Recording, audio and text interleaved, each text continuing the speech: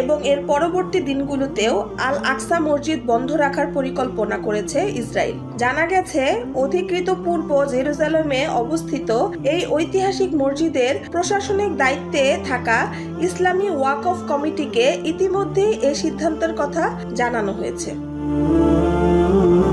বর্তমানে ইরানকে কেন্দ্র করে চলমান সংঘাতের প্রেক্ষাপটে নিরাপত্তা পরিস্থিতির অজুহাতে মাসের শুরু থেকেই মসজিদটি বন্ধ রাখা হয়েছে। তবে ফিলিস্তিনিদের অভিযোগ, এটি শুধুই নিরাপত্তা নয়, বরং আল আকসার উপর পূর্ব নিয়ন্ত্রণ প্রতিষ্ঠার একটি পরিকল্পিত চেষ্টা। বিশেষ করে পবিত্র রমজান মাসে এমন পদক্ষেপকে নজিরবিহীন বলছেন অনেকে।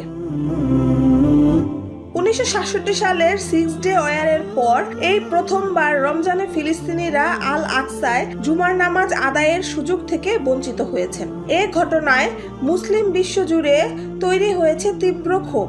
মসজিদ বন্ধ থাকার পর থেকে বিশাল এই চত্বরে প্রতিটি শিফটে মাত্র 25 জন ওয়াকফ কর্মীকে প্রবেশের অনুমতি দেওয়া হচ্ছে। এমনকি অতিরিক্ত একজন কর্মী প্রবেশের আবেদনও নাকচ করেছে ইসরায়েলি পুলিশ।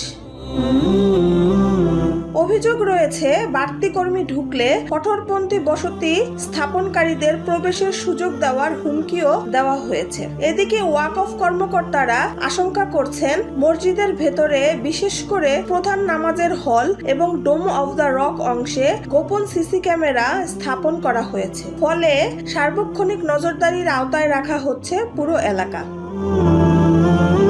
এখন প্রশ্ন একটাই, এই সিদ্ধান্ত কি শুধু নিরাপত্তার কারণে, নাকি এর পিছনে রয়েছে আরো বড় কোনো রাজনৈতিক পরিকল্পনা?